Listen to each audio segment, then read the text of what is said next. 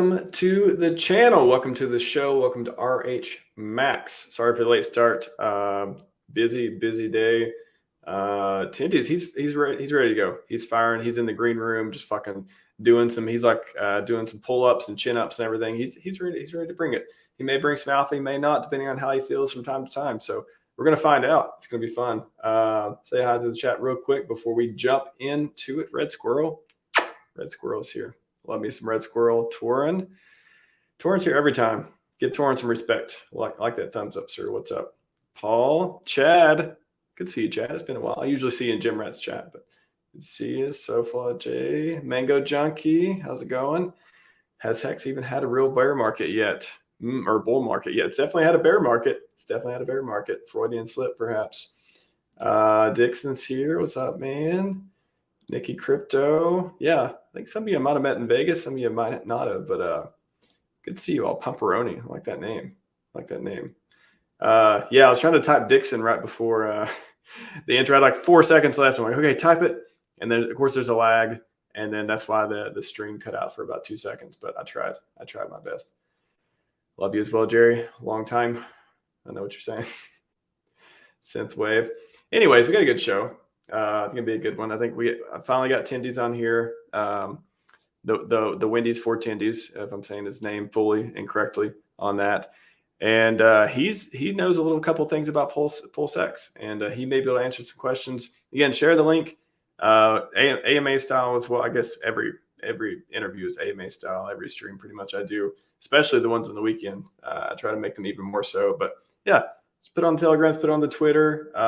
We got a few good topics to get into. I'm going to ask about Puerto Rico. You're going to learn about Puerto Rico today. I'm excited about that.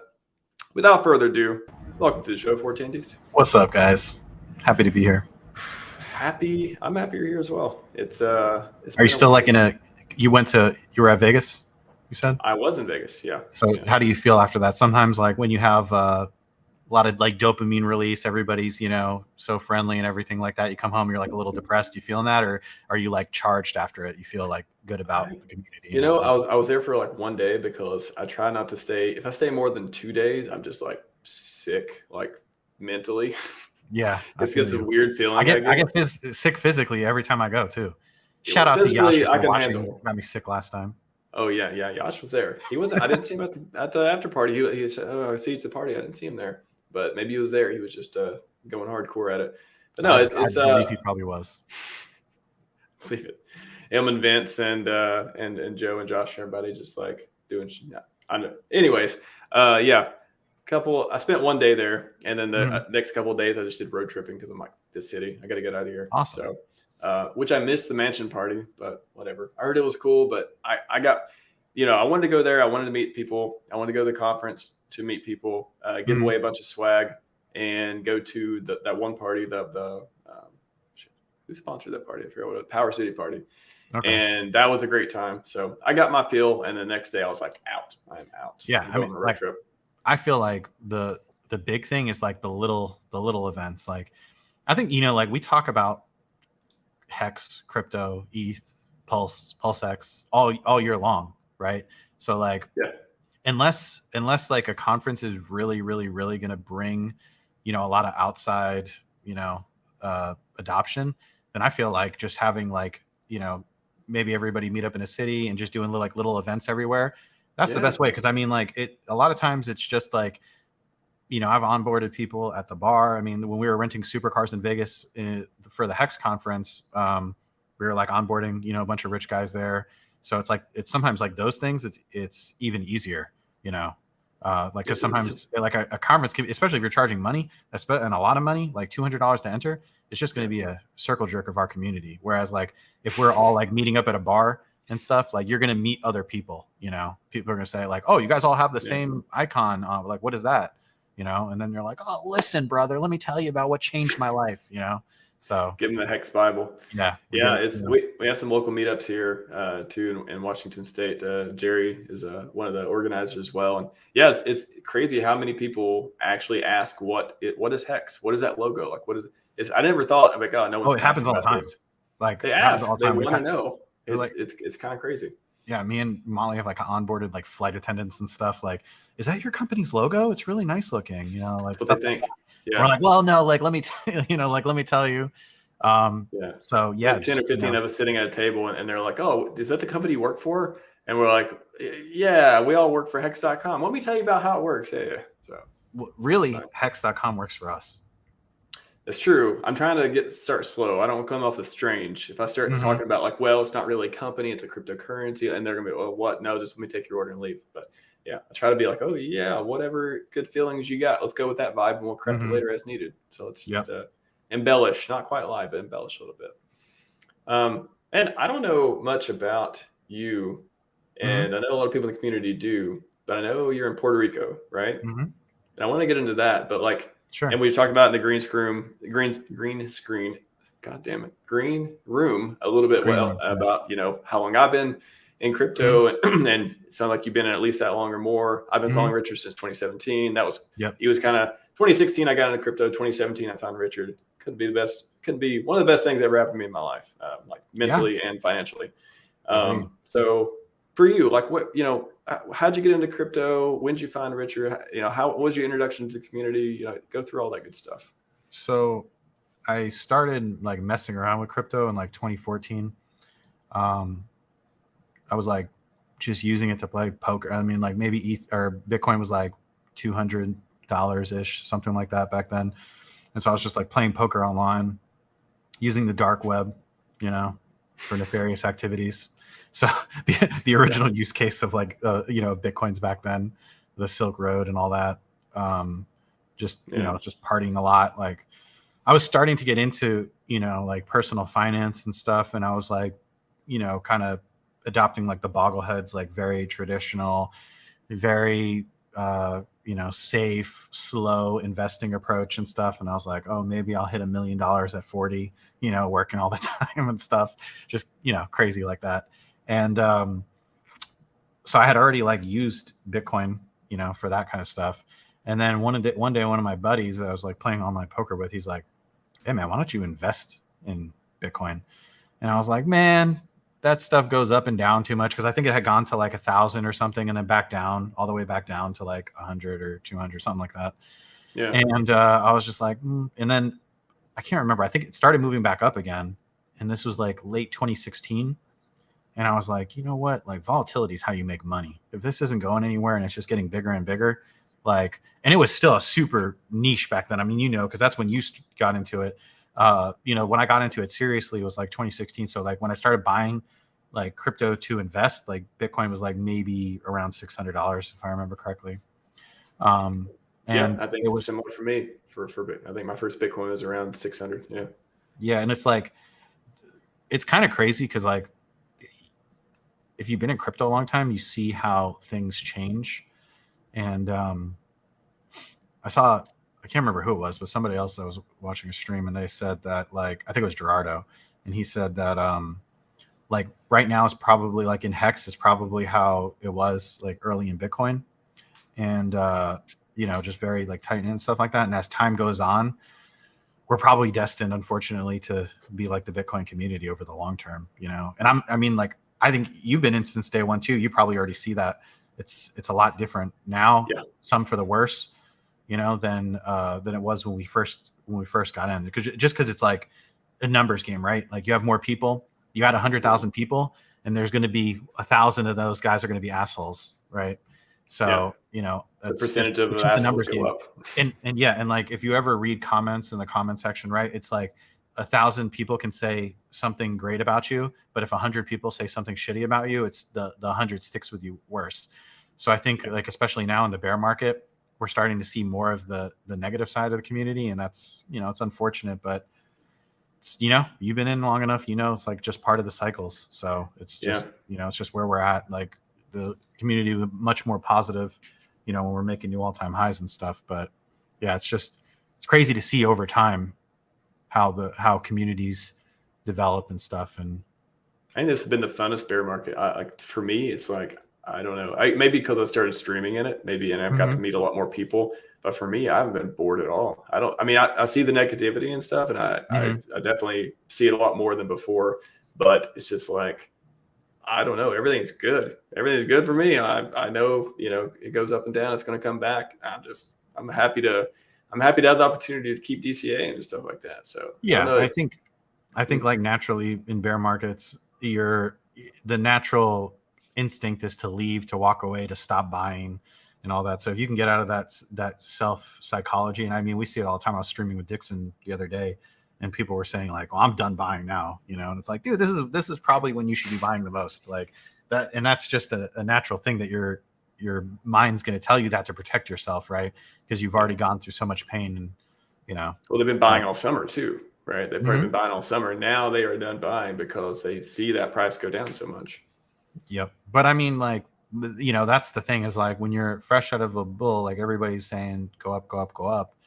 And then when it turns, you're like, okay, are we gonna like take a breather here and make another double top and everything like that? So a lot of times people buy too much in the bull and then like don't have enough for the bear and stuff. So it's a lot of fighting that. But then, like the other thing is like the bear narrative always, like, nobody wants to hear it, like, yeah, I said we were going down a long time ago, and I like drew a chart like pointing to the bottom, and it doesn't get any likes. Like nobody likes to hear that, because it's only the 1% that is like has trained themselves to be like, I don't give a shit. I'm gonna keep grinding, and I'm just gonna keep stacking coins, because like not that's have an all that emotional matters. response. Yeah, Do no not have an emotional response.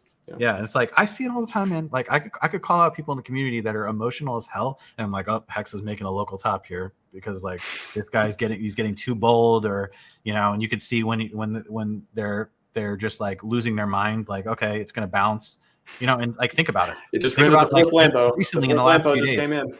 Think about in the last few days, like some people on Twitter super emotional, right? And then we bounce. It's like this. It's the same thing every time, man. It's like you can just like basically I could tell you where the chart is just based on like people on Twitter.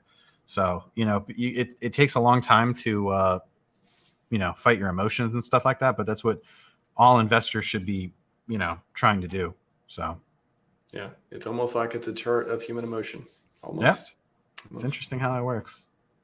Well, Puerto Rico. So tell me about that. When'd you go there? Why'd you go there? Why are there so many crypto people there? What are the pros and cons?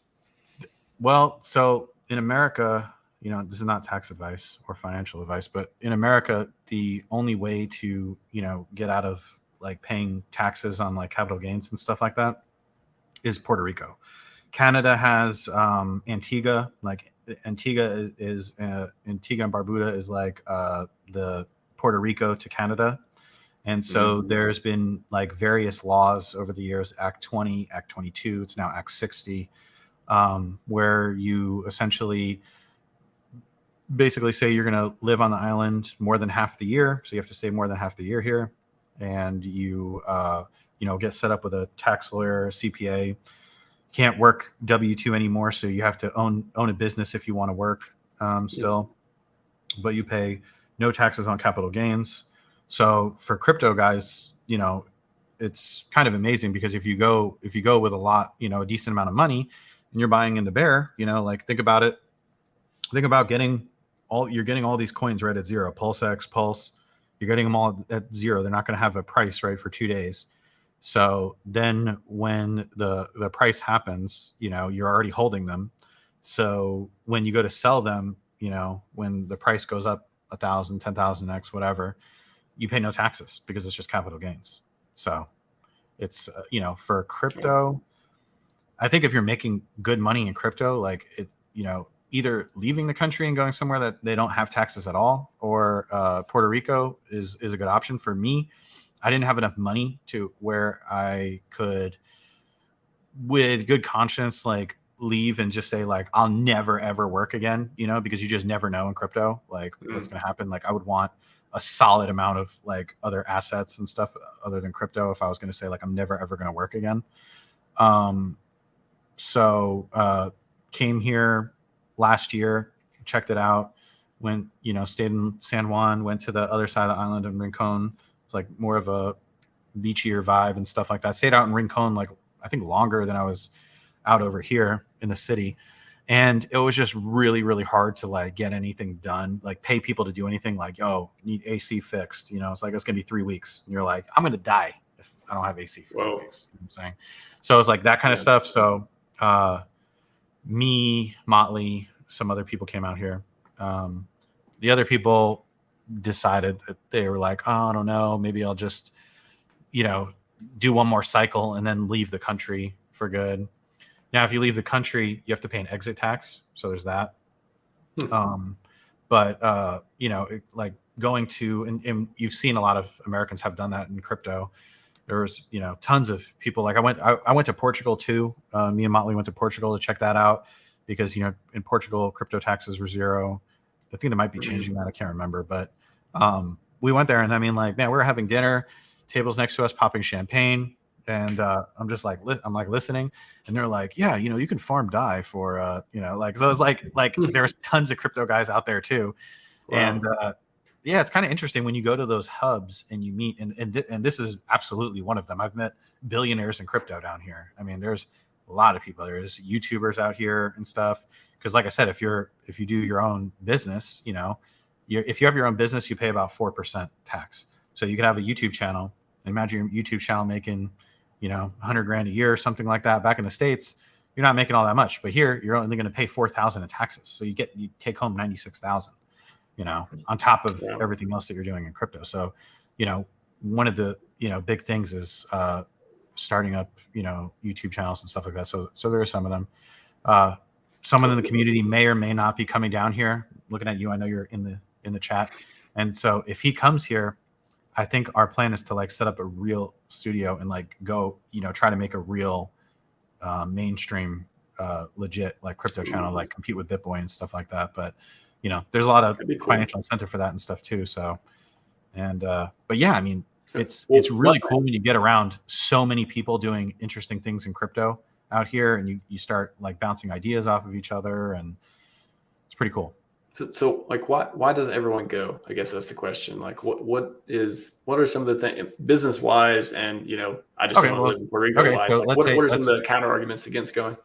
Oh, okay. So like pros and cons. Well, okay, so it's not really America, right? Like it is more dangerous than America. So you do have to live in like gated communities and stuff like that. The language spoke on most of the island is like Spanish, and it's like a really, really hard to understand Spanish because they the accent that Puerto Ricans have, they like kind of like cut off the front and end of the word sometimes, and they also have like a million different ways to say, you know, like car, right? You could say like car, vehicle, coach, you know, like there's just different ways to SUV, you know, like there's so many words. So like when you come down here and everybody's using like different slang words for like, I can't remember what they call an SUV, but it's like, you're like, what? Like, what the hell is that? What the hell is she talking about? And then the other thing is like, when you ask them like, huh? Like in America, you'd be like, oh, let me speak slowly and enunciate. They don't do that. They say exactly the same. They said it before, and like the same cadence, and they use the same exact words. Yeah. So you're just like, oh, thanks. Like, I didn't get it the first time. I'm not going to get it this time. So there's that. The other thing is like, so I'm not 100% sure. I have to check on this, but it was that you could stay basically up to 6 months, a little less than 6 months in the States. I heard that they're changing that to 90 days. So that would be another thing. So like you really would be living outside of the country most of the year, like 75% of the year. You know, if that's the case, you just don't get all the amenities and everything that you're necessarily used to in the States and stuff like that. But, and then the climate, some people like it, some people don't. I think it's pretty great. 75 to 85 degrees, you know, very breezy if you're by the water. So you can just, you know, walk around and stuff like that. But I don't like being cold. So for me, it's great. If there's a hurricane or something, they give you time off the island so you can leave for like emergencies and stuff like that. But yeah, I mean, it could be difficult uprooting your life if you have kids and stuff. Yeah. What does Google Translate work for the slang? No, because you have no idea what word they're actually saying. Like you can't actually hear the word because it's like, because the words will sound like "whoa," then you're like, what? Like, how do I spell that? What the hell? Get in the glow. Yeah. Yeah. The SUV. Yeah. So so business wise too. I mean, why doesn't every rich person live there? Every billionaire, why aren't they in Puerto Rico? Did they just have other ways to avoid taxes legally? Do they just say, "Oh, I mean, yeah, taxes don't matter as much. I'm so there is ways rich." to pay less, but no, you're not gonna. You're not gonna avoid it like you can here. You know, you're not gonna you're not gonna pay no capital gain. Like that's not a thing anywhere else. So why aren't more crypto people here? I mean, there is a lot, because pretty much I'll say that if I had to guess, there's probably going to be at least 1,000 or more people from our community that will come here this next cycle. That's what I believe, because it's a no-brainer. I mean, like the amount of money you could save, it could be, why is it a no-brainer? Why is it a no-brainer? Like for this next cycle, just kind of because of the price appreciation of like PulseX and HEX. Like it could just be like tons and tons and tons. I mean, you could save millions and millions and millions of dollars. And I don't know about you, but like saving $1 million or $2 million, I mean, that's a lifetime of money. So if that's what you're saving, like to me, it's just like, it's an absolute no-brainer, you know? Well, but I've spent a lot of money in taxes. Making 100 million and you're like, well, you know, I'm saving 40 million. Well, okay. Million so you make 100 million. So on that 100 million, you're basically going to be taxed like really, really heavily on that, right? Because they're like, that is so much money. So not only like if you want to walk with more money, you have to sell down the price more.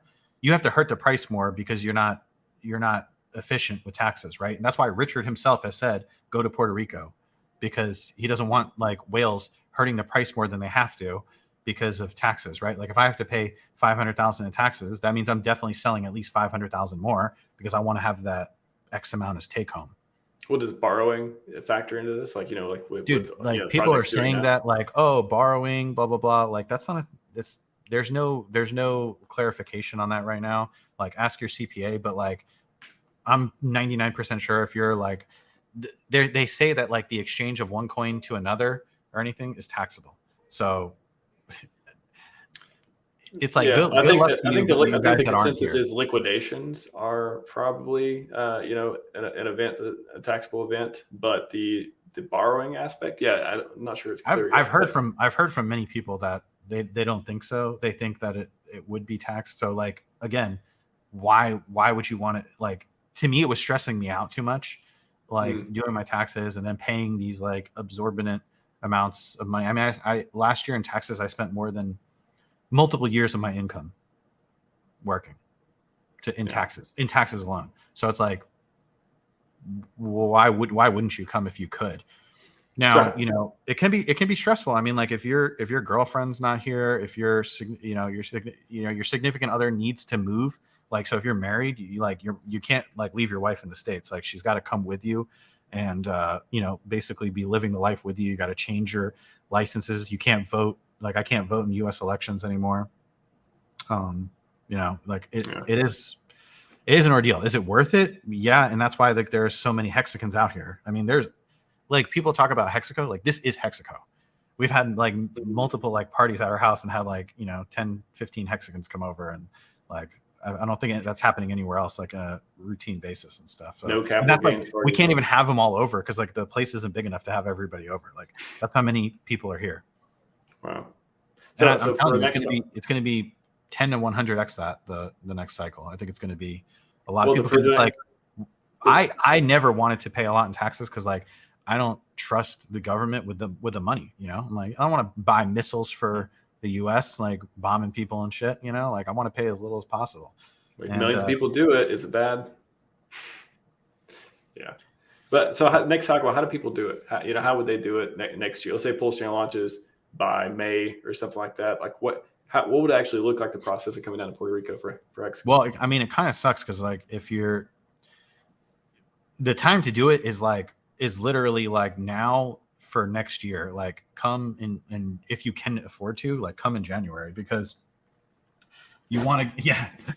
Yeah. All bears must die. He lives out here, and his wife is Spanish and Puerto Rican, so she's helpful. He actually lives like a few minutes away, and that's what I'm saying. There's so many hexagons out here. It's like literally I can walk to their houses and stuff. Be like, "What's up?"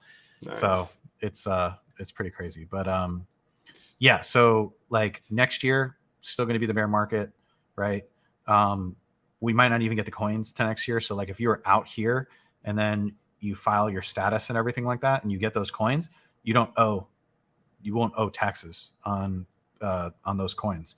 And that's like, the crazy numbers that everybody's talking about, right? For Pulse and PulseX and then even HEX, right? Because you're going to be like the HEX that you get copied over is not going to be priced either. So like, if you have like liquid HEX or anything like that, like you'd be getting that like a cost basis of 0, and that doesn't matter because you don't pay taxes on capital gains. So literally short or long term. So it doesn't matter. You hold it for one day, like you pay no taxes. It doesn't matter. And so like that's also nice because I think like in crypto sometimes it's like that the market's like very, very overheated or whatever, but you might be in short-term capital gains and you're like, I don't want to lose 50% of taxes to sell this, right? Because there's no skin in the game. Like if you're wrong, you get eaten up, right? Yeah. And if you're right, like maybe you can get 20 to 30% more coins. So it's like if you're not in long-term capital gains, it's almost always better to just hold and just keep accumulating. But you don't have to worry about that down here. So that's another very, very nice thing. But I think that if you have more than enough money, then you might even think about like you're 100% you're never going to work again. Like think about going to like St. Kitts and Nevis or Antigua and Barbuda, and like Antigua, they don't have there's nothing to file. There is no income taxes at all. So they're just like, do what you do, man.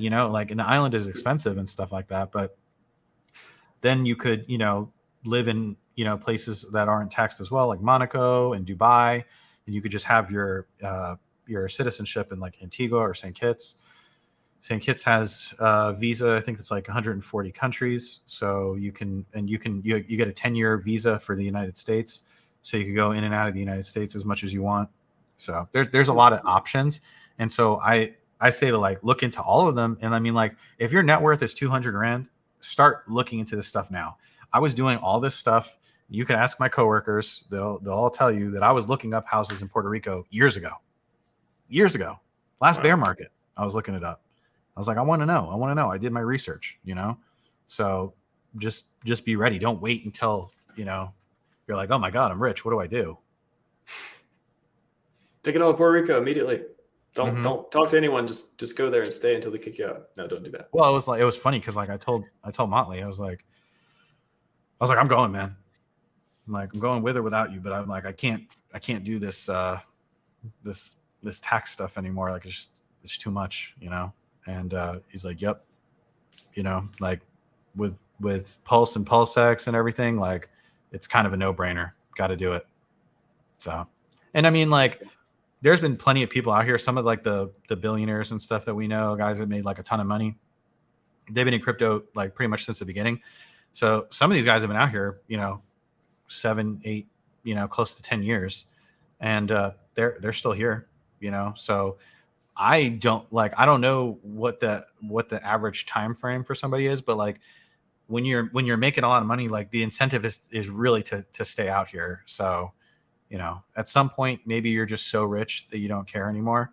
And you're like, okay, I'm just going to switch over to something tax efficient, like, like dividend stocks, and, dividends have like the flat fee. And so you're just like, I'll just go back to America and just pay, 15% taxes or whatever, on your $1 billion portfolio, something like that. But yeah, it's something that. So what happens if you come back? So if you come back, say you make a, you got to be here, I think, a minimum of 3 years. And if you're looking for like information on it, I think it's PR relocate. Search that on Google. It's a lot of information, but okay. I think you got to be here like minimum of 3 years to qualify for that. And then if you're here like longer than that, so like let's say you stayed 5 or 10 years or whatever, when you go back, like it would just, and you became like a resident of the States, like you would just start paying taxes again on all that stuff. So you would be liable for all your like trades and stuff from then on out. From then on out, but not before. Yes. While in Puerto Rico. No, not before. Okay. To my knowledge, again, I'm not a tax professional, so you gotta check with your CPA. But that's the way I understood it. There's another thing that's like, I don't even know if I should get into this, but it's like kind of like a complicated tax rule, but like theoretically you could essentially lock in your net worth at a certain number and then go back to the States. This costs a lot of money to do, by the way, but you could like go back to, so let's say you hit like $1 billion in net worth in crypto. Okay. So you lock that in. Okay. And then you go to the States or whatever, you will not have to pay taxes on up to that number. So like if your net worth was $1 billion or 100 million, like your net worth could go to 10 million, but as long as you haven't gotten like in interest and everything else more than that amount that you had back on the island, you don't pay any taxes. Then after that, it would go to, you'd pay taxes. So there's that too. But there's, like I said, there's some really, really rich people out here. I mean, Peter Schiff lives out here. There's really, really rich people out here. And we love Peter Schiff. They all stay here. So you think Satoshi's in Puerto Rico? I have no idea who Satoshi is. I mean, there's, people think it's Elon Musk. Who knows? It's, there's a lot of interesting things. Some like Richard thinks that he's British because the way he like typed his started the sentences with 2 spaces and stuff. Right. I don't know. He might be alive. He may be alive. So I don't know if we'll ever find out. If a Japanese-looking man with glasses shows up at one of your parties, no, it's definitely. I don't even think the guy's Japanese at all. Maybe he was a that's the meme. Yeah, that guy. Poor guy, by the way. Yeah, poor Satoshi. I don't even want to call him fake Satoshi because he didn't sign up for this. I think he is a Satoshi, but he's just not the Satoshi. Yeah, you're not the Satoshi. Yeah. Well, I heard you know a little bit about PulseX, right? A little bit. Okay, we'll go through some not curveball, softball questions on PulseX real quick. How do we make the most money in PulseX? Well, this is interesting because so the first thing you gotta say with all of this is because like I have people messaging me all the time and they're like Pulse or PulseX, and it's like, okay, well, like I got to give the pros and cons because markets do what markets do, right? Like the market can stay irrational longer than you can stay solvent, right? That's something everybody hears, right? So markets can do irrational things for very, very long periods of time, longer than you can take it. So if we're looking at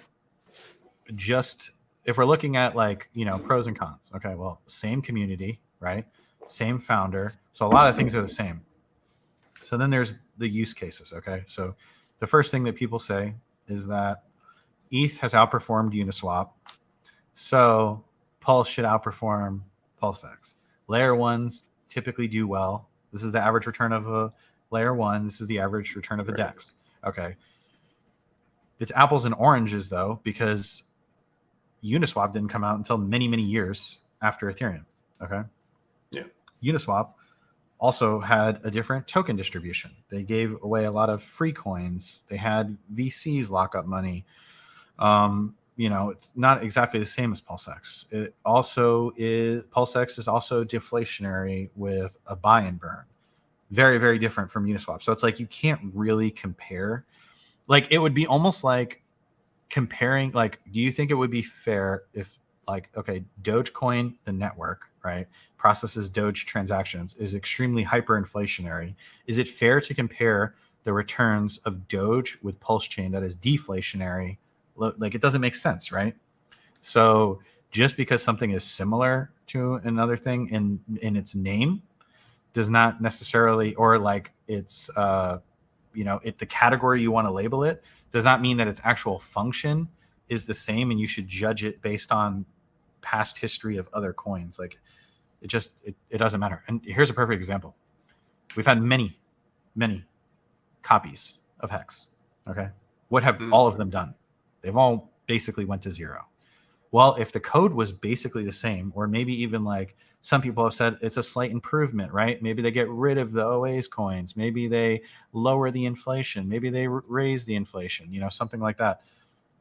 Has the price performance done anything like what HEX has done? No. So is it fair to just say, like, to lump things into categories like that? So I'd start off by saying no.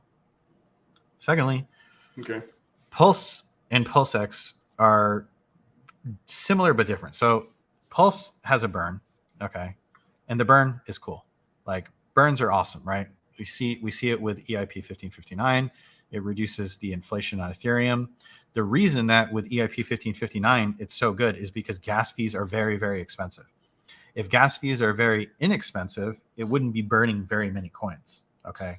So comparing even EIP 1559 with PulseChain is not really fair because, the gas fees for PulseChain are going to be, possibly a 10,000th of a penny to start. I mean, it's going to be very, very, very low. I mean, even if it's like bullish, let's say it's like a thousandth of a cent or something like that. You know what I mean? So it's not going to be doing the kind of buy and burn or burn that a lot of people think. So, and that's based off transactions. Okay. Now you have the actual way the buy and burn works. So not only does PulseX burn, but it buys. Okay. And so the two things that, like Richard Hart says, what matters, right? It's not market cap or whatever. It's like buying and holding. And in PulseX's case, it buys and removes from the supply. So it's essentially holding forever, right? It's like essentially like coded that it holds it forever because the coins are destroyed. You can't buy them anymore. So a hack can't access them. They're gone for good. So it's like the best kind of holding. And so some people say, well, isn't the internet, like wouldn't the internet be worth more than, the things built on it per se? And it's like, one of the things you could say is like, all right, well, if you have land and someone builds a house, the house adds so much more value to the can add so much more value to the land than just the land, right? Yeah. And so the thing is that when you let's say you're a whale, okay, you're a whale and you have $10 million on PulseChain, right? Doing pretty good for yourself, right?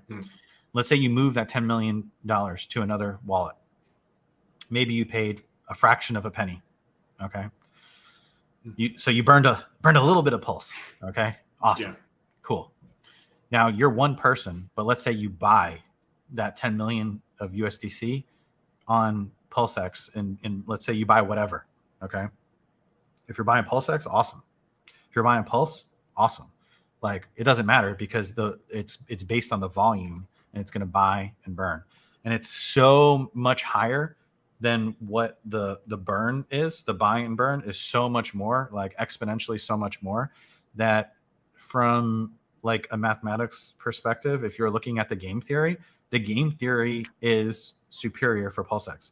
Does that mean that Pulse is not going to outperform PulseX? No, it doesn't mean anything. It just means that the game theory is better.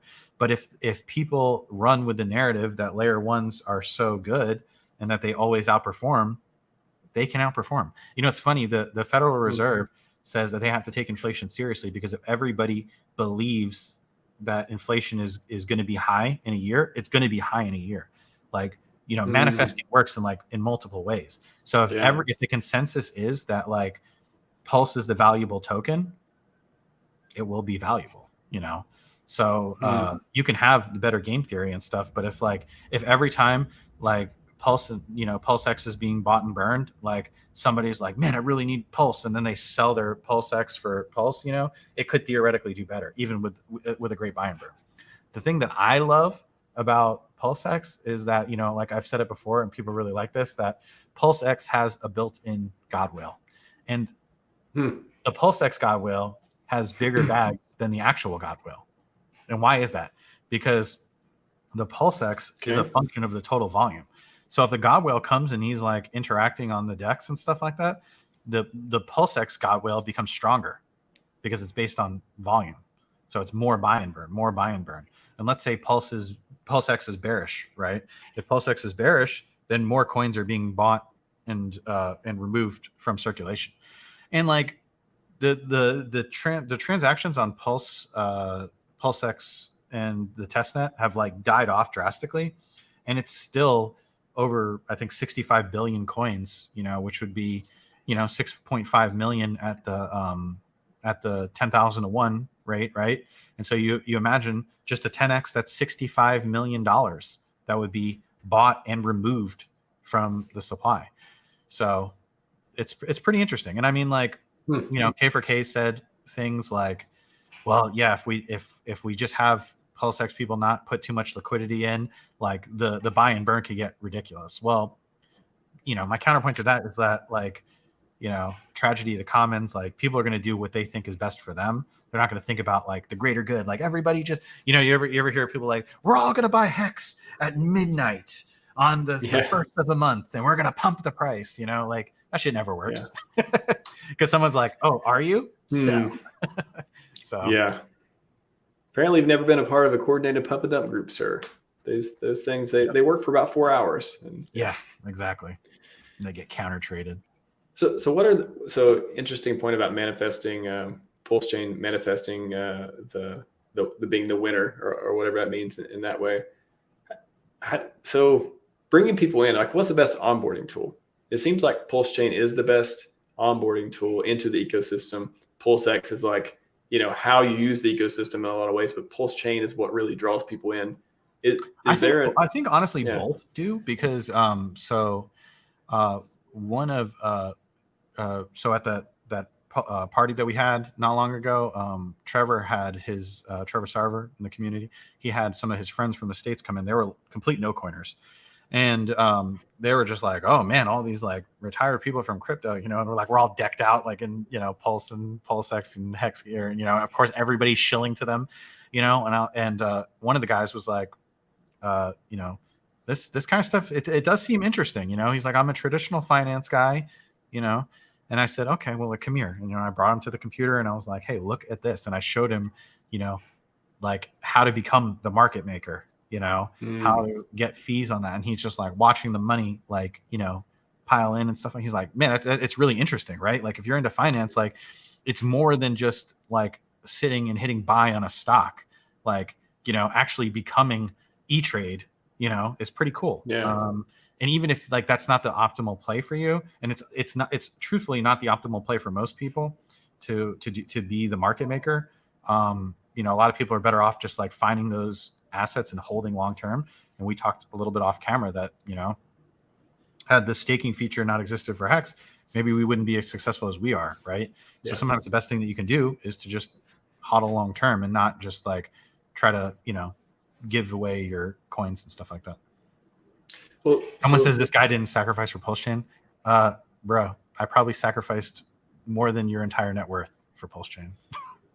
But he's the PulseChain maxi, so he could be the Godwell under a different name. It's funny, like I'm saying, like what I'm saying is that like PulseX has better game theory, but PulseChain could do better. I win either way, honestly. We got Koki said you got PulseX training on Twitter. I certainly hope so. That would be cool. That'd be cool. I'm going to manifest it. Awesome. We're both going to manifest attendees right now. All right. I believe in that. And I think it's I think we have a pretty cool narrative. And like the thing is like PulseChain and PulseX and stuff, it's very interesting to even, people outside of our little community. I don't know if you saw recently, but I've been interacting with DIY investing. I'm going on his channel, not long. He's got like 90,000 subs. He never really covered stuff in our ecosystem, and recently he flipped the switch and he's like, I see it, I know the layer one is the play, and he sees all the things being built on PulseChain. I showed him fiat, we sent him coins and stuff like that, send him like a good amount so he could yield farm and try everything out and make some videos to show people like what's going on. We got 3-second block times. I mean, it's great. Wow. I don't even hold any fiat, and I use it all the time on testnet, and it works great. Just like Aave, it has a good user interface and stuff like that. We're going to have a lot of options. I think liquid loans eventually is going to be out, and we're going to have all the DeFi stuff right there for everybody. And the biggest thing is going to be the ultra low fees, right? Because even layered. Have you used layer 2s? Not directly. No, I haven't. No. Layer 2s are awesome. You can do stuff for extremely cheap, but I feel like I've used services that use layer 2s, but I haven't actually just like did it. Yeah, went through one. Like what's a good one for people to use? I like so Arbitrum's like maybe the more popular one, but I like Optimism. I've had like less bugs. Like Optimism's ran like pretty smoothly. And honestly, like it's fairly cheap right now. I mean, you could do transactions for like, cents, But the counterparty risk. I mean, the thing is like, if you're using a layer 2, it's the same as using another layer 1. It's like you're using the same risks, like you're doing the same bridges and all that stuff. It's like remember like when Richard was saying like, oh, I don't want to do a bridge with admin keys, and then he's like, oh, never mind. There's just not a lot. There's not a ton of bridge software, so you're going to have the same potential attack vectors on a layer 2 that you would have on a layer 1. The difference is like on a layer 2, like Optimism, you're spending ETH for gas, whereas on PulseChain, you're spending Pulse. Because of the way that like Optimism would work, it can't get as cheap because there's no dilution of supply.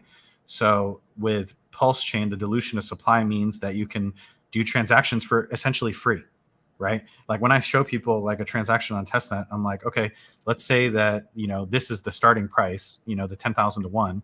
And then it's like 0.0000001 T pulse, right? Like that's it's such a small number. It's free, right? If I said, hey, you could have 500 transactions or 1,000 transactions or 10,000 transactions for 1 penny, in your mind, that's free.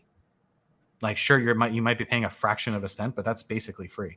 So, when we see these kinds of things, when it's essentially free to trade or free to use networks, the transactions go up. There's more trading volume. That's good for PulseX. So I'm excited for $1 transactions. I want $1 transactions. If there's $1 transactions, like everybody in the chat is going to be stupid rich. But I mean, I don't see that. I mean, like even Matic, I think Matic maybe got to like 25 cents a transaction or something in the bull market. I can't remember exactly, but it was very, very cheap in the beginning. I remember like the first time I used Matic, it was like 0.1 Matic would give you like thousands of transactions. And then eventually you had to start buying Matic because, the gas was going up so much. Everybody's like spending like crazy amounts of gas because like you don't care, like if I said, oh, RHMax, you're gonna have to spend 5 cents to get your transaction through.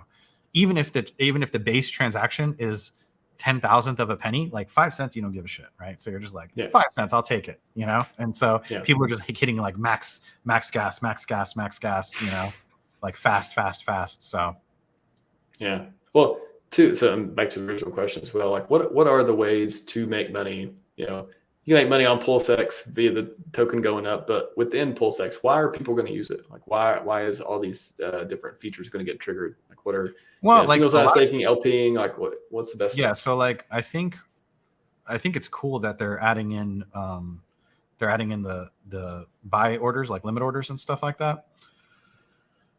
We're gonna have to see how it shakes out. Like right now, there's not many pairs to provide liquidity on. And the interesting thing about like liquidity is some people might be better. Like, so if you have if you have equal amounts of 2 coins and you don't know, you have a good thesis that like one of them is going to do really, really well, or maybe you have the thesis that both of them are going to do really, really well. Well, if your thesis that they're both going to do really, really well and they're going to move up together, then, you might as well pair some liquidity together. The problem with that potentially is that if everybody thinks like that, then there could be so much liquidity that the market doesn't move at all, right? You just basically stay still because, there's a guy coming in with $1 million. Like if somebody buys $1 million of HEX, price moves, right? Right. If the liquidity is 350 million on PulseX and somebody comes with $1 million, the price ain't going nowhere. So it kind of is a double-edged sword with that. The good thing could be that like maybe whales that provide, they don't want to get rid of the coins and they just dump the incentive coin. And the interesting thing is that even incentive coins that are inflationary and just kind of inflate forever, some of these coins do pretty good. I mean, like I was looking the other day, I was like, let me just see, like it's, we're like near the bottom of the bear market. Like, let's see what, Sushi Swap and Quick Swap and like all these other like coin inflationary DEX coins are doing. And they're all like multiple X's off the bottom and stuff. So like, it wouldn't take very much for, RH's incentive coin I hope he just names it something else other than incentive coin. Like if he gives it a cool name, like It it's had gonna party token. We had party token. You don't like party token? Yeah, it's gonna. I mean, it's gonna, so is it going to be one token, or is it going to be a selection of tokens you get to choose to earn based on whatever community you're interested in and stuff like that? So that's the PRT token. That's not the incentive token. The incentive token is what you get for yield farming. The PRT token would be like what you get for single-sided staking, which would be like, so let's say there's like a small community, right? Pulse, Floki, Shiba, Inu, Dachshund, or something like that, right? So like they're like, we have real coin. That's a real coin. It probably will be. That's why I was like just throwing tons of different names. We make it as dumb as possible so this thing actually happens. Yep. And so like, let's say they have 1 trillion coins, right? And they're like, okay, we're going to give 1 billion to PulseX stakers early on. And so the people staking PulseX. Now people think they're going to get like tons of money from that. So like, let's say, what would you say is like the most popular meme coin in our community right now? Maybe Pulse Dogecoin? Yeah, as far as meme coins. Okay. Right now, yeah. So imagine Pulse Dogecoin so right now they don't have a ton of volume. Okay. The original Pulse Doge win, I looked the other day, it had under $800 in volume, daily volume. That's pretty bad. So these shit coins, basically, I mean, no offense to them, but a little offense to them, they don't have like tons of trading volume. They don't have tons of liquidity and stuff like that. So if you're giving away tons of coins to multiple people that are staking PulseX, the coin's not going to do very, very well. And so I think a lot of people think like, oh, staking PulseX is going to give me, like any kind of rewards. And it's like, it's probably not going to give you much, maybe it gives you a little something like and I've talked about this before. The move might be to just accumulate all these shit coins in the hopes that one of them does a Shiba Inu moonshot and does a 100,000x or something like that. So you're just accumulating them. Maybe it's worth $100 and you just say, fuck it. Like I'm just going to hold this. And then maybe during the bull market, it has a crazy run at some point and you can sell it.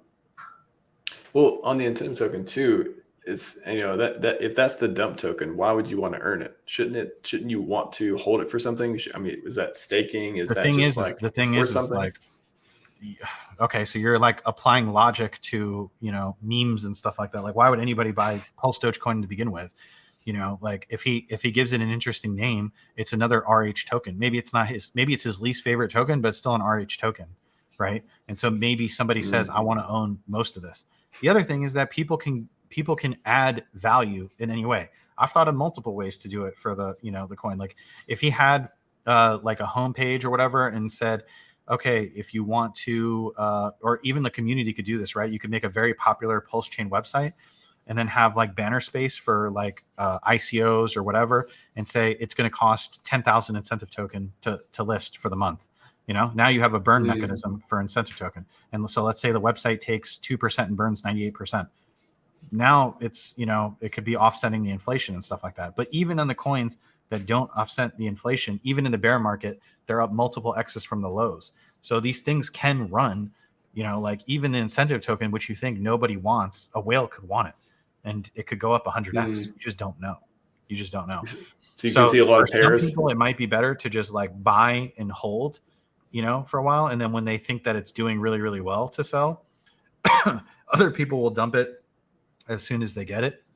And they may or may not outperform the market.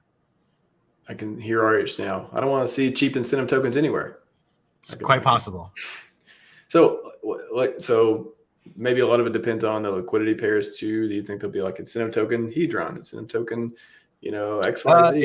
It could be. So like typically when you have like something like the incentive token, the most reward. So like if you wanted to accumulate incentive token, you would pair incentive token with something else that looks pretty bullish, like Pulse or PulseX, right? And because the thought process is incentive token is going to be inflationary, PulseX is going to be deflationary. You're probably going to sell a lot of your PulseX or trade a lot of your PulseX for incentive token. And as a result, instead of getting 30-40% APY, we'll give you 90% APY in the incentive token. So if somebody was bullish on the incentive token and they think it's near bottom, maybe they provide liquidity there and just accumulate a ton of incentive token until the next run up, right? And then they can offload that. So there's going to be people playing the market. I mean, that's what happens when you have, crazy markets with tons of people with tons of liquidity. So, yeah, I like this. Derivatives of the incentive token will be at the top of the next bull. Oh God, not a bad point. Not a bad point. Incentive token should be called heart token. You never know. There isn't one yet. So HRT, it's available. I honestly thought it was going to be PP token until Hexy Bastard took that. So yeah, I was going to say that's already taken actually. I mean, not saying that RH couldn't. Yeah, he could. You could be flex like, on it. Mine's the real PP. Could just be RED, Red Bull token. Yep, could be that. I'm gonna go through questions because I know there's a few in here. Okay, I'm just going to generally go through questions, whether related to PulseX or not, just so we get caught up, then we'll move on. Alex said, do you think the ETH merge will make ETH a captured government coin that will kill DeFi? No, I think that so they're already basically giving Ethereum and Bitcoin they're kind of like grandfathering them in. Like CFTC has said that they're going to probably those are going to be the commodities and everything else will be looked at by the SEC. So if the CFTC is much more lenient on crypto, I don't see a problem with it. I think that everybody thinks it's always going to be the worst case. What do governments care about most? They want your money. They want to tax money. So if you're building a market that is making a lot of people rich and doing well, that's more tax money for them. I think they're okay with that as long as they get a piece. So regulation could actually be something very bullish for the community. I know nobody wants it. I mean, especially we were in really early before, a lot of that stuff. I mean, in the early days, nobody paid taxes on crypto. It wasn't even a thing. And they basically said, you're fine. You don't have to do it if you did it before then, but now you got to pay. So I think that people are way more concerned about what's going to happen, stuff. I don't think it's a thing when you have, Ethereum is becoming pop culture now, right? You got Katy Perry holds some, a lot of famous people. Yeah, I mean, thinking of Vitalik wearing Gucci now. Yeah, I mean, anyways, you have a lot of rich people, a lot of senators and stuff like that. They hold it. Their kids hold it. They hold Bitcoin. Their kids hold Ethereum. So I just don't see that. If that was going to happen, it would be way in the future. Not even after this bull market. So in the medium time, I don't think you have anything to worry about. I'm not worried about it at all. Trust me, I have a lot of money in crypto. Gotcha. Paul Sachs, which chain do you think would be better to returns, LP, ETH, or PLS? LP? What is that? I guess LP in regards to HEX pairs or Pulse pairs otherwise. I'm not sure. I mean, you need two pairs for an LP, so I'm not 100% sure what he's asking. But if he's asking which chain is going to for LP, okay, yeah, Pulse is going to provide better returns, no doubt. The thing is there's probably going to be a lot of people that bridge a good amount of stuff over, because when there was solid yield farming on other chains, a lot of people bridged money, myself included. That's why I brought money over to Matic and stuff, is because the LP was paying really, really well. So if LP is paying really, really well, people are going to bridge money over, and then people are going to go where they can get the best order execution, more than likely. So if they can buy, let's say people are providing a ton of Ethereum. Let's say the liquid Ethereum is $100 million on PulseChain and $10 million on Uniswap. Well, if you're on chain already, you're probably just going to bridge to Pulse, buy a ton of Ethereum and then bridge back to Ethereum if you want. So because you don't want to push the price up against yourself too much. And then also the super low fees, right? So you pay the bridge fee to go over, and then you basically pay nothing while you're over there, and then you don't push the price against yourself, and then move back. And a lot of people did that, myself included.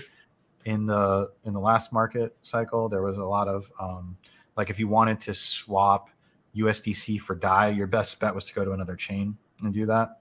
So I know I did it. So I know a lot of other people will probably do it too. So I think it's definitely going to pay better on PulseChain, especially if you add in the incentive token. Gotcha. Marion asks, what do you think of people say PLS narrative is dead, like world's largest airdrop, removing pollution, based on the merge coming, PulseChain Pete? Yeah, Orca said that earlier, and I was like, wrong, because technically, so you could say that ETH POW is the biggest airdrop, but that's because it's happening now. If next week PulseChain launches, then it's the biggest airdrop. Because why? Because more coins are made every day. Other coins are inflating every single day, right? Ethereum's inflating every day. So if you fork Ethereum today and then I fork it tomorrow, I now have the world's largest airdrop. And just like if somebody forks ETH after PulseChain, it will then be the world's largest airdrop. Like that's just how it goes. Yeah. And that's not even counting that's not even counting liquidity and stuff like that. But like RH has a ton of liquidity. We've seen the bags that the OA has and stuff. So I think that there's going to be much more support and liquidity for PulseChain than there is for ETH-POW. I mean, so many things have said, Aave, we're not supporting it. USDC, we're not supporting it. Like all these things are saying they're not supporting it. Whereas like on PulseChain, we already have a DEX that looks and works amazing. We have an Aave fork that looks and works. Like we already have DeFi. We're going to have stable coins. Like, so ETH is what it is, man. It's a cash grab for the miners. Like if you had millions of dollars in miners, you don't want to let it go. You know, they want to keep it going. So they're doing this to hopefully make more money. Why not? It's like, yeah, make more money. I mean, that's quite an incentive. It's just true. It's where we go around. I want to lock my pulse stack and manage smart vaults. I have 100 million pulse. How would you allocate a lock? I want to fiat DCA. Anything on that? It might be good to do a ladder lock. Maybe you have to use multiple addresses to do that.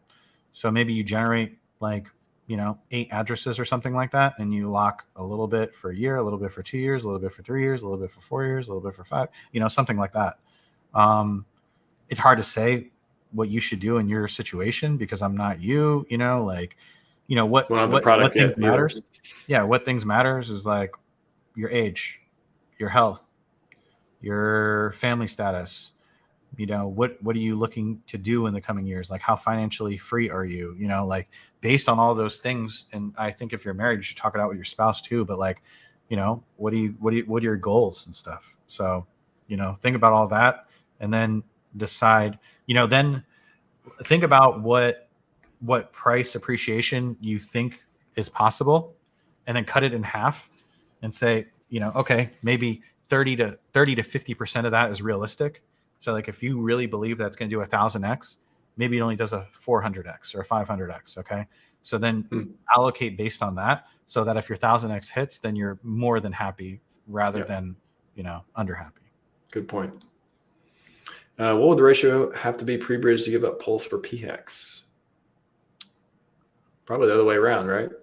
That's what you'd be looking for. Well, that's what a lot of people would be wanting to do. I mean, there's a lot, it's unfortunate, but there's a lot of really big players in HEX that are like slowly trying to get out. I mean, they can't get out because their bags are too big. They push the price down.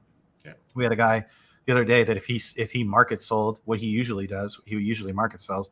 If he market sold all of it, it would push the price down like 80%, and so he would have walked away with very little for a very big bag. So what did he do? He sold a little bit. He put 50 million on single-sided liquidity to sell.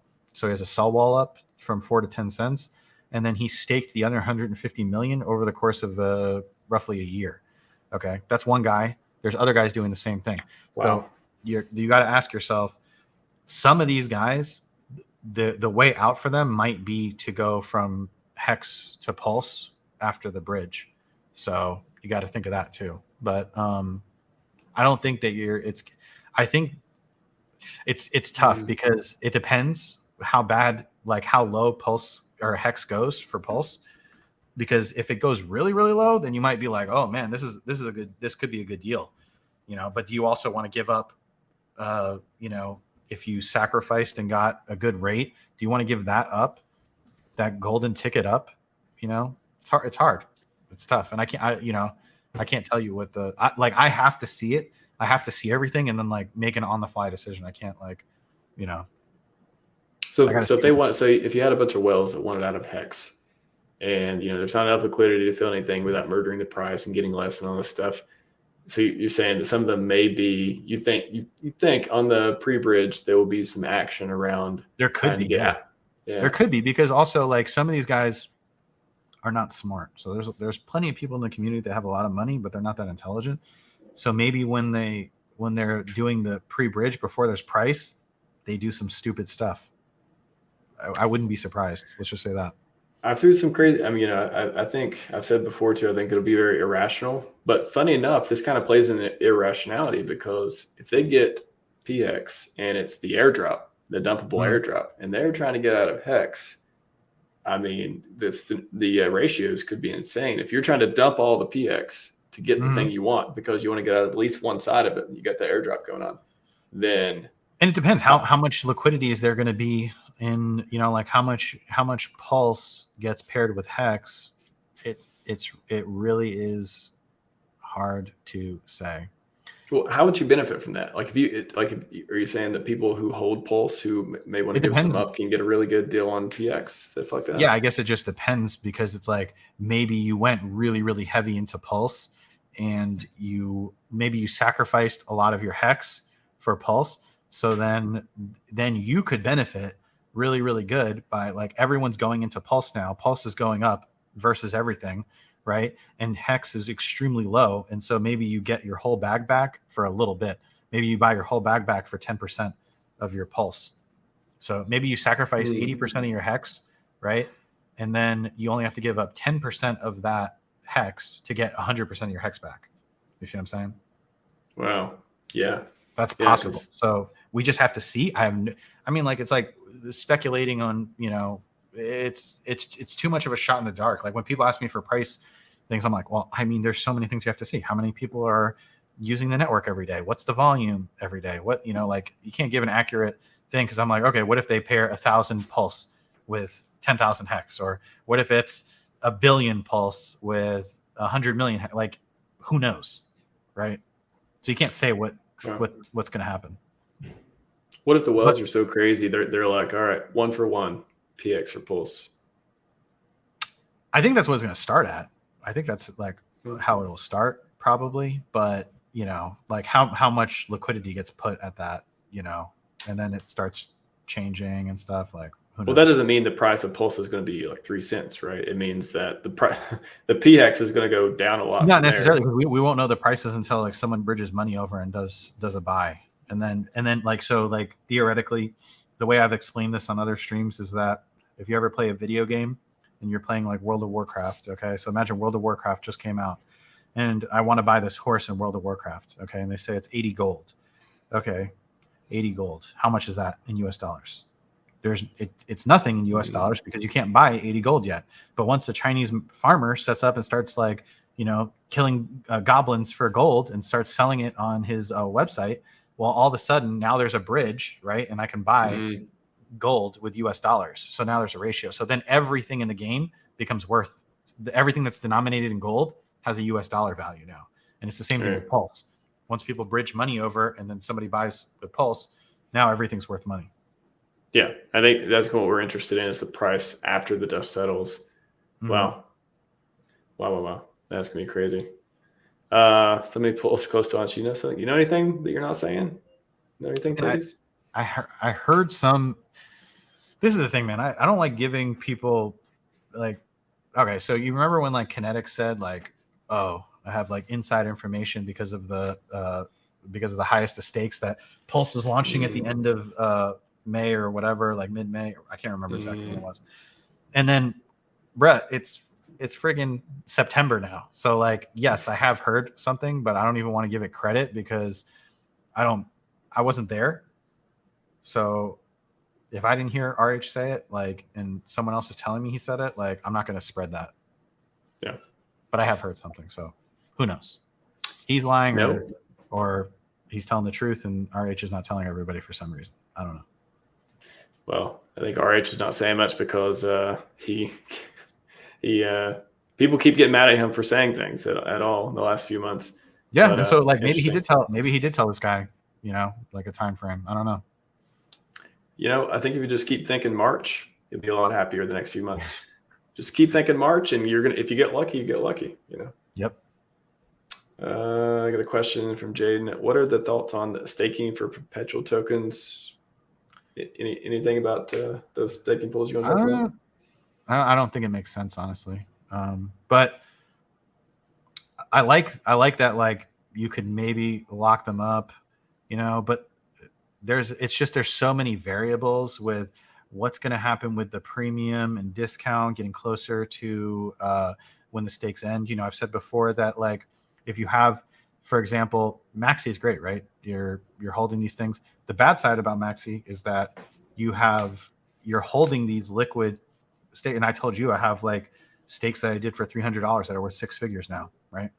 It's like, would I be able to hold them if all that was liquid? I don't know.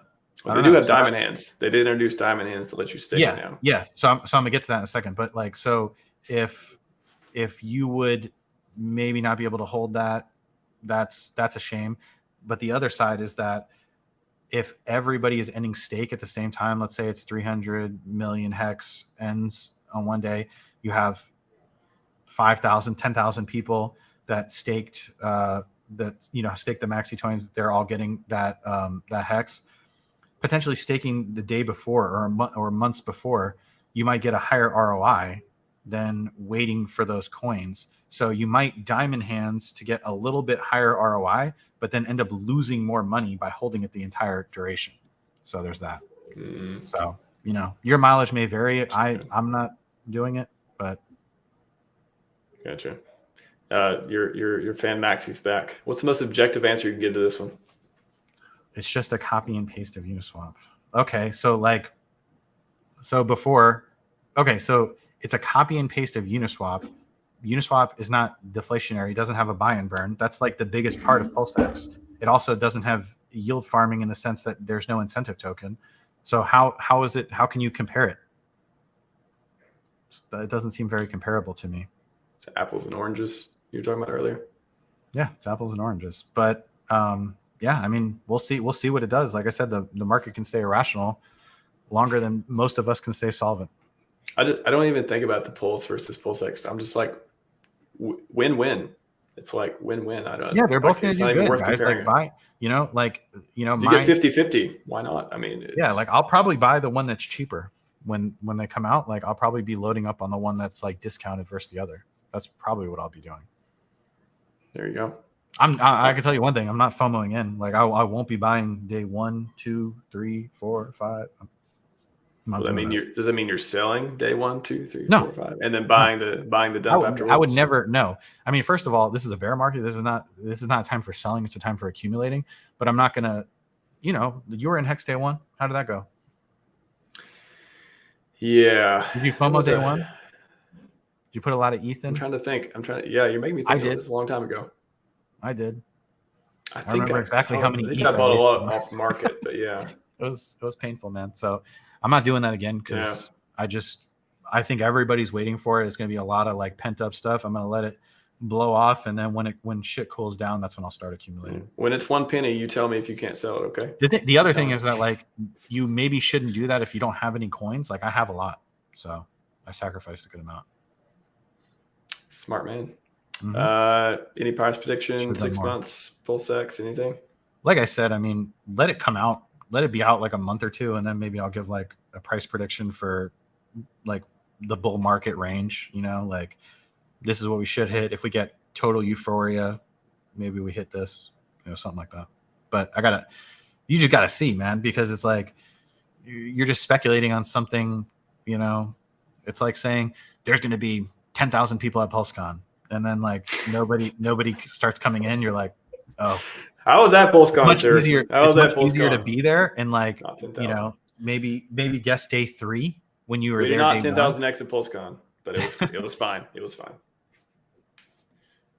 Day 33. Yeah. So how many? Was it January? Was the biggest dip in HEX? When's the all-time low? I think January, right? It's 43. I think 43 days. Mm-hmm. Okay. So everyone remember that 43 days. history tends to rhyme, Yeah, it could be. I mean, like, yeah, I mean, waiting a month or waiting for like a 50% drop could be the time to start DCing in. That's a good one. Yeah, yeah. Stable coins. What's all right? So what's going on there?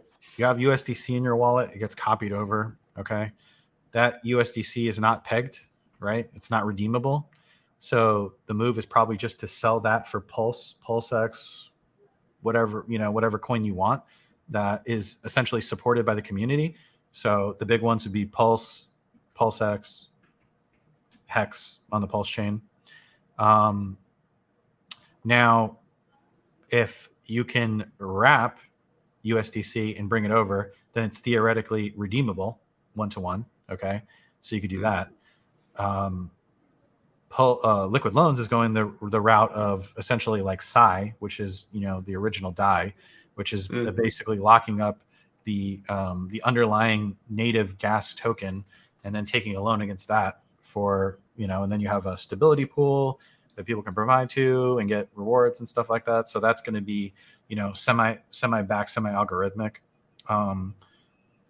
So there's that. Or you could maybe TrueUSD supports the chain and we can bridge onto there for cheap and bridge off. Got to see what happens initially, but worst case scenario, like if you're worried about it, just like buy ETH, and then bridge your ETH over and then buy with ETH. Yeah, I mean that's how it works. Yep. What's up, Corey? I got a couple of the topics to get to. Sorry, everyone. I just get through some questions. You guys are just murdering it with questions and lots of good comments. Oh God, Jerry, I'm not going to ask him what the worst injury is to say in his lifetime. Not relevant, Jerry. Not relevant. But I kind of did. So while I'm scrolling through, if he wants to tell you if that's a good question or not, feel free. Well, the worst injury? The worst injury you sustained in your life. Honestly, man, like I flew back to the States. Like I think I told you because we were going to do it before, and I was like, I'm back in the States, bro. I just had like my back still hurts, but I had really, really bad back pain, like the worst I've ever had in my life, and it's lasted.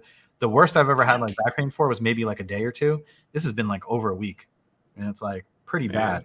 And I literally went to the hospital. Yeah, it sucks. I went to the hospital and they're like, it's just musculoskeletal. I was like, what the fuck? I was like, I don't understand, man. I'm like, I'm in pretty decent shape. Like, how the hell is my back hurting like this? It's never hurt before.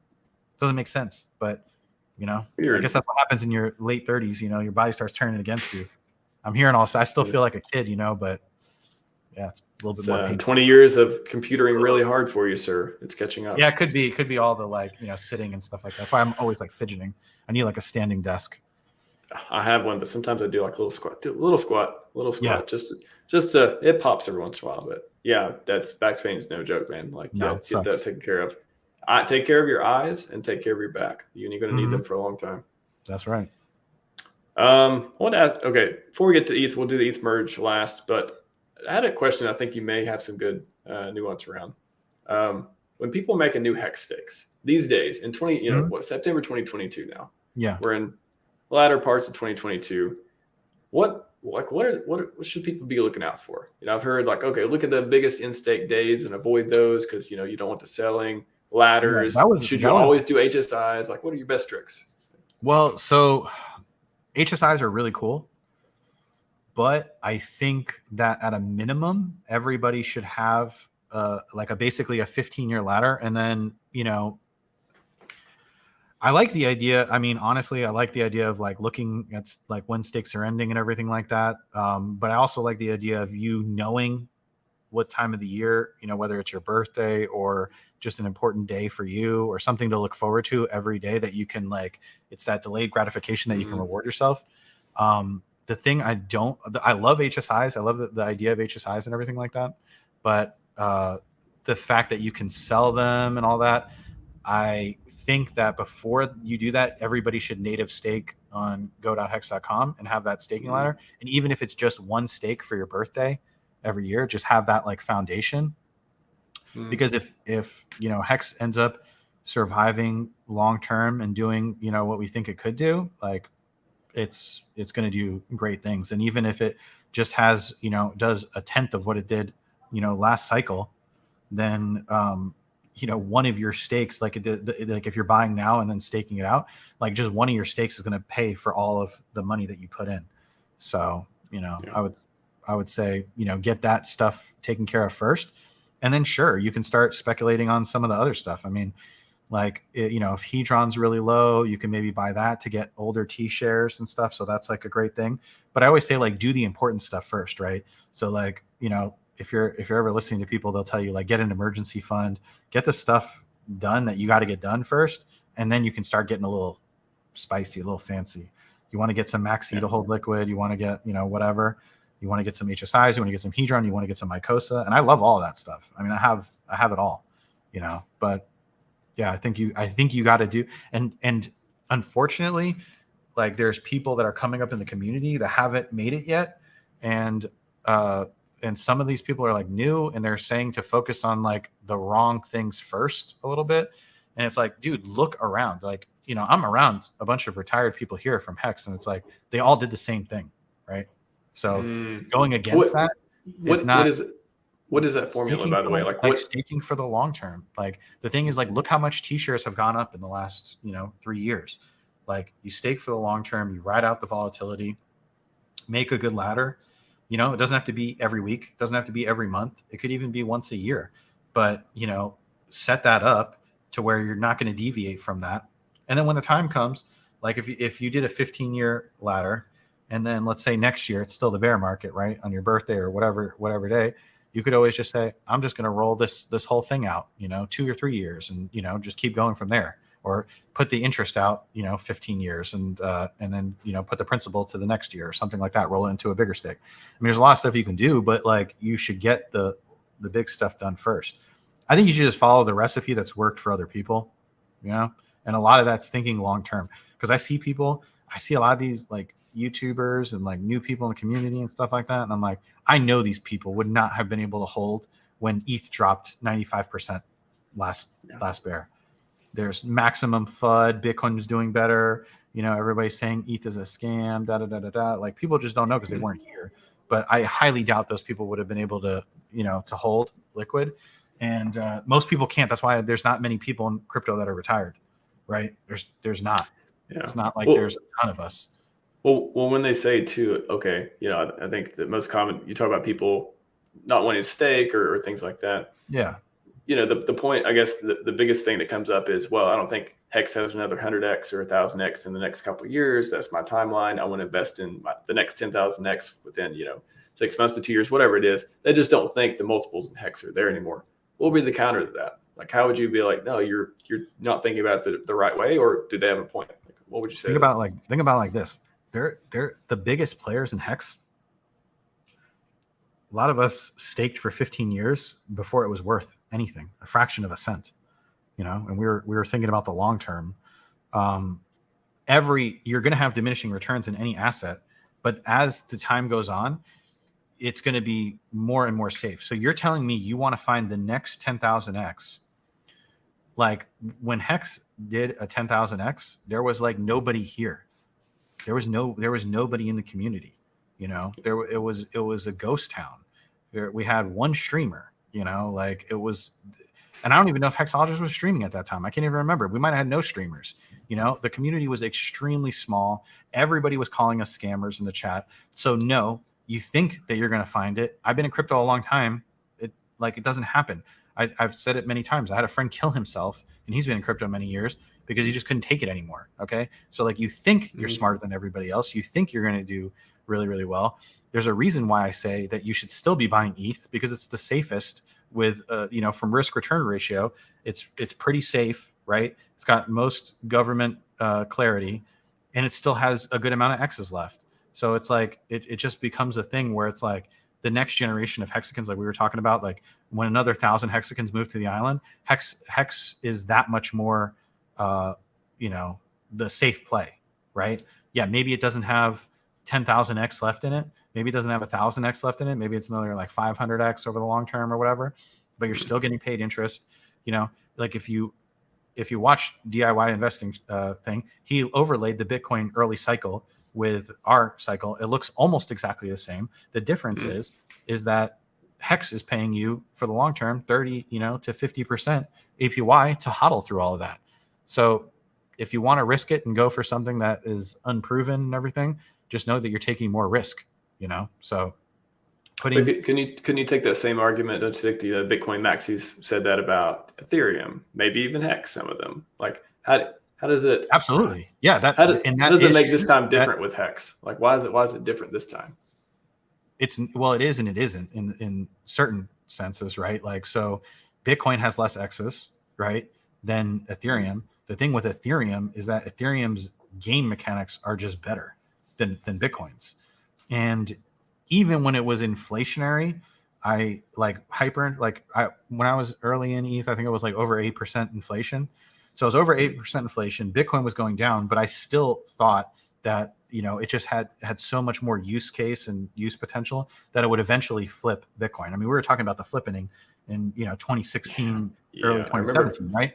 And we came fairly close a couple times. So, or at least once. So, now all the theses have been proven true. So like when we're saying, oh, Hex is going to hit another all-time high, it's going to do all this. The more times it does that, the less X's you'll have. There's more uncertainty right now, right? We're at 4 cents. There's a lot of uncertainty. Some people say Hex is never going to hit all-time high again, right? So there's more uncertainty now, which means that there's more X's right now. Hex said one cycle. That's not very much. Like, this is the first bear that Hex has had. So it's like, so you want to get into something with no cycle, and you want to throw a substantial amount of money to where you can retire off of it. It's like, you might make it, you might not. Like, what the money I threw into Hex was low compared to my overall net worth. I've said this before. Like, if I would have put all my ETH into Hex in the first month, I would have been probably a prosperous Poseidon. I would have had that much because of how much ETH I had. So why didn't I do that? Because it was completely unproven, and I had the safer thing. Like, it was 100. I was 100% certain I was going to retire from crypto from my ETH. I knew it. I'm like, ETH is going to hit multiple thousands of dollars. ETH is probably going to hit $10,000 one day. I have tons of it. Like, it's safer. But can Hex outperform? So what did I do? I sold some of my Bitcoins. My Bitcoin was like maybe $9,000 at the time. And I put a bunch of Bitcoins into Hex. And I was like, well, I can lose this, but like ETH is going to outperform Bitcoin anyway. So I was just kind of making that like risk return ratio with it. So yeah, it's true that like something else can do more X's, but it's not as proven as Hex. And like Richard's already showed the links that he'll go. The OA put up a $20 million buy wall, at 20 cents. He forked a whole network to make, staking cheaper. So it's like he's shown the devotion to Hex and everything long term. Yeah, I think, and I think people love yield. And like, where are you getting yield from? There's not many places that provide good yield, and a lot of people got completely wrecked chasing yield last cycle. Ohm failed, Strong failed, Thor failed, Celsius failed, Voyager failed. Hex is still here. Okay, X guys arrested. So yep. I just heard RH in that spiel again. Nice. Man, so good. I'm trying to interact with the chat. I need to focus on what you're saying though half the time. I have to rewatch the stream myself. So good. Before we wrap up, won't take too much of your valuable time, and mine too. I got dinner coming up, mostly mine right now, but I know you guys have a good time too. We got to cover the ETH merge. To me, honestly, I think it's a nothing burger. I'm just going to throw it out there, but I'm not as smart as you, especially I haven't been as deep into ETH as you have been. So why should we care? Is there any plays to be made? Like what is the best? Okay, like why should you care? I mean, I think so. This is one thing, right? So like Gavin Woods, right? The founder of Polkadot and stuff. So like there was like an Ethereum cartel, you could call it. There was like the early guys in Ethereum, Vitalik, Gavin Woods, Joe Lubin, Charles Hoskinson. So Gavin Woods and Charles Hoskinson were like, okay, like Vitalik, you want to do it this way, and you want to refurbish a plane while it's in the air with passengers on it, and we can just build one on the ground and probably build it way faster and go that way. But to me, if blockchain was ever going to be something long term, being able to like work on it while it's moving and upgrade it like that is like a huge thing, right? Because otherwise, what are you saying? Okay, after 5 years, Ethereum's done, and we go to this next network. Like investors don't want to, like traditional investors don't want to think like that. They want to be in something and have it last 30 years. So to me, this is like the first. And yes, it's taken many years and longer than people have thought. But to me, I still think that the timeline is great, and I think that like moving to the merge and changing the consensus algorithm and everything like that while the network is still working. I mean, you can use Ethereum today and it works fine, right? So doing that while it's moving is not only amazing, I think it's great for blockchain and it's great for crypto, and it makes people, know that they can trust the Ethereum network. I think that if this goes smoothly without a hitch, I think you're going to see ETH do crazy numbers next cycle, honestly. It's going to do interesting. It's going to do really well. For our community in particular, Hexkins, PulseKins, what does the ETH merge? Does it mean anything? Like you do think we're going to get copies like HEX on there? No, I mean like yes, like the whole network gets copied, but like if you're not like some mega whale, like I saw somebody move $200 million of ETH to Binance today. Those are the guys who are going to make the most. Okay, like they're going to get 4 or 5. I have to check what the ratio is right now, but last time I had checked, it was like 4 or 5% of your ETH would get copied, and you could sell it for so that's 5% dividend, 4% dividend. Like it's pretty good for one day. Could be a sell the news event. So like if you're buying ETH now, while it's already elevated, like maybe CPI comes out tomorrow, maybe it's good. ETH runs up a bit, merge, it dumps. Like who knows? But like the money would be it's probably insignificant and not worth like trying to figure out if you don't have very much. Yeah, there's not gonna be any liquidity. Who's gonna buy HEX on ETH POW? No one. Yeah, that's gonna be. I can think of some very funny you're pairs. You're gonna buy ETH POW HEX when you're not buying HEX when it's down like 90%. Richard said he doesn't want to see cheap HEX anywhere. Okay, and he meant that literally. And for every fork that comes along, there's also no front end for ETH POW HEX, so you can't even stake it. Copycats, you hear that? Opportunity.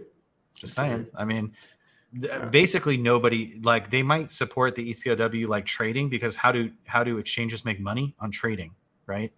But like, are they gonna like invest in anything, or like is anything gonna be built? No, it's not. It's just a cash grab. It's just the same as anything really. Like same as BCH Classic 3.0. Ethereum basically is like the 3.0, and so I don't think there's. I mean, it's an interesting thing, and like if you have a bunch of ETH and you want to hold it, you could move it to one of the support. I think like Poloniex or Kraken supports it, and then you could try to dump your ETH POW. But like, is it worth it to what we've seen happen in the past? Is like, man, I don't even think we're moving a ton of ETH to an exchange is worth it. Like, I think you should like slowly get out of positions, because I just don't trust exchanges anymore. Yeah. And now they can go bankrupt and like tell you to give your money back or sue you for your own money. Like, it's just not worth it. You signed up. You read the terms of service. Okay. Mm-hmm. Yeah. You read all of them. That's why I say, hey, don't fucking give them too much.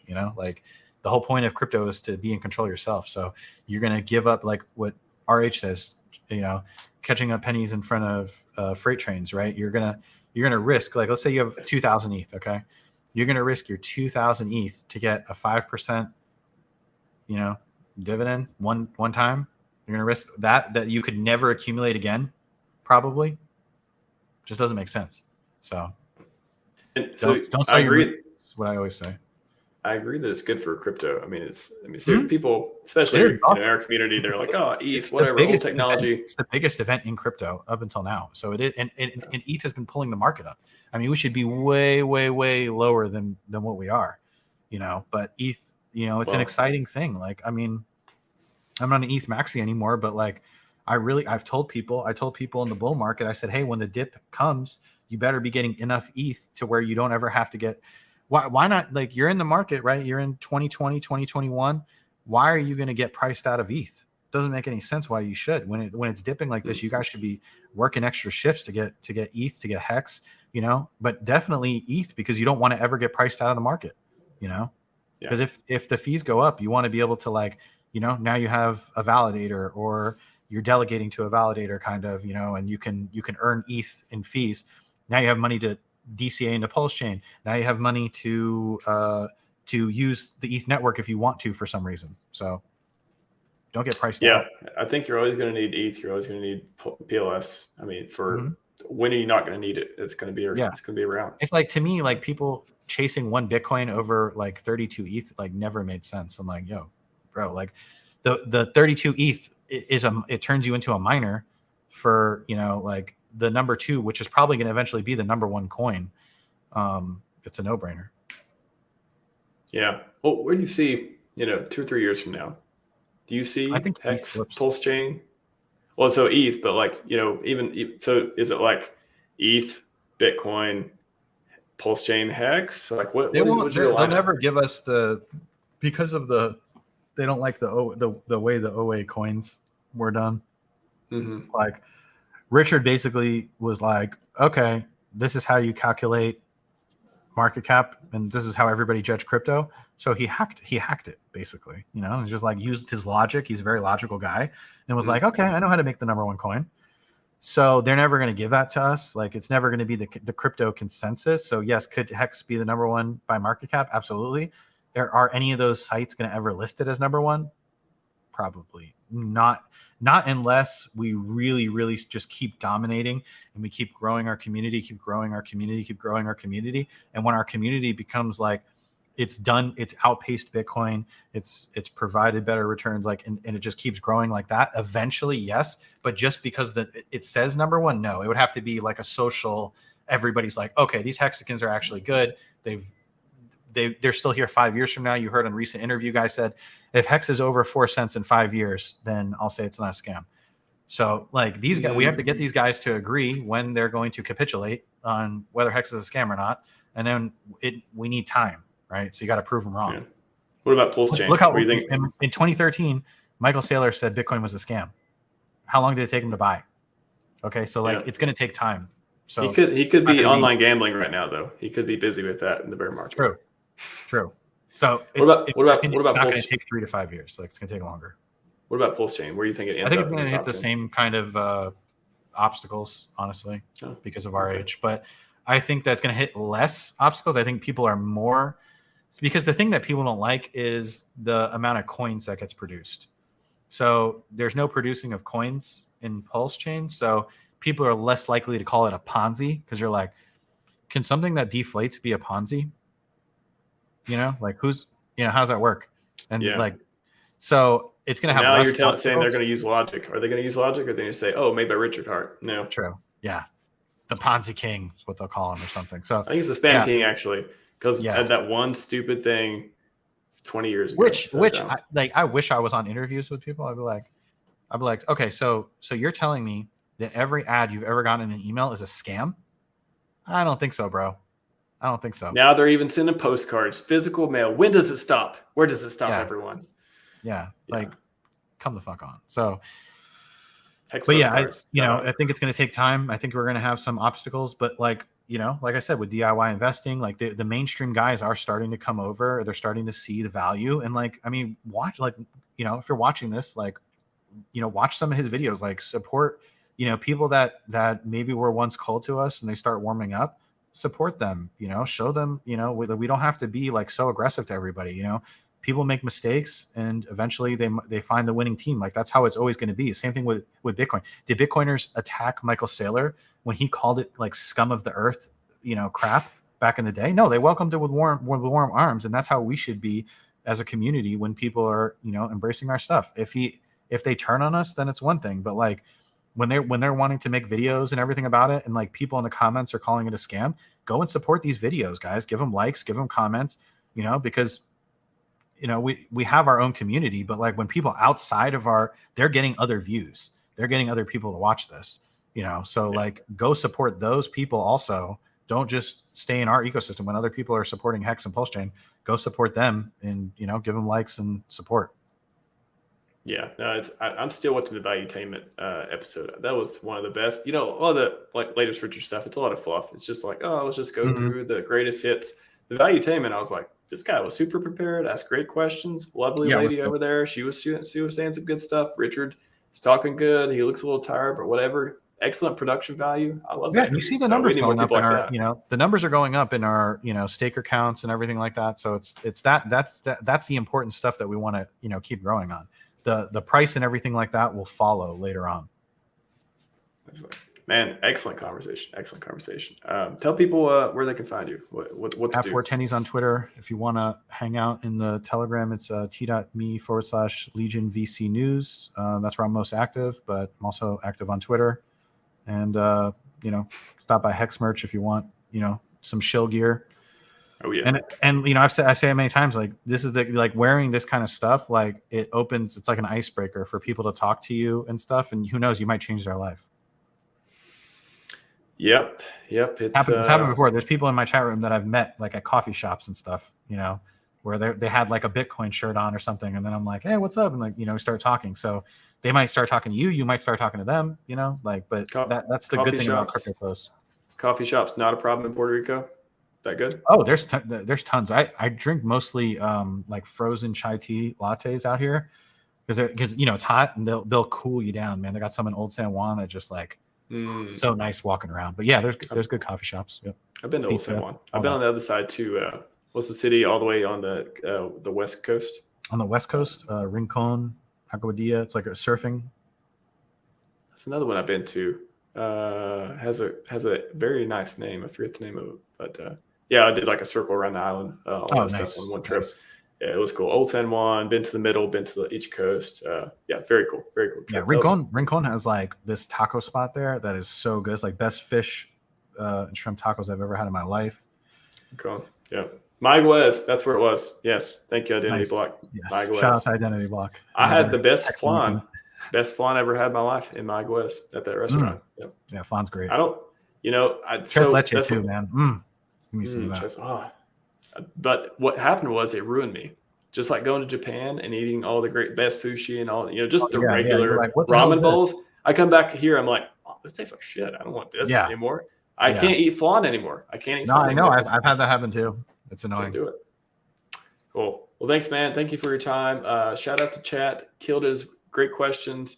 I got the numbers up today. Really appreciate it. Tendies, thank you for your time. Thank you. I don't think people thank people enough in this community. You come on here for an hour and a half, 2 hours, answer questions, don't complain, give some alpha every once in a while. Like people really like show some support. Like really, however you can, like spread the love in this bear market for people who come on here and talk about good things. Like we definitely. I mean, like I talk about it all the time. Like it takes a lot for me, and you asked me like a while ago. It's like I don't like I like it when I'm doing it, but like I'm like I'm a kind of an introvert, so like being on camera and doing all that like it takes like I have to be motivated to do it. You know what I mean? Yeah. So it's a lot, but especially like in a bear market and stuff, it's tough sometimes to get out there. But yeah, I'm happy to be here, happy to provide value for everybody, and it was great talking to you.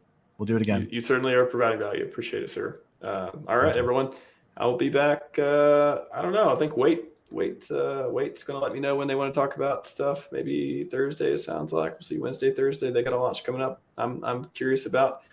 That'll probably be the next show. I'm gonna take a day or two off. I'm pretty tired. Tendies wore me out. David Feeder and then Tendies. Those two streams 2 days in a row. Max the double whammy. The double Max whammy. Is tired. Yes, Max is very tired right now. So I'm gonna take a little bit of break. Anyways, see you all later in the week sometime, hopefully. And we are later, out. Guys.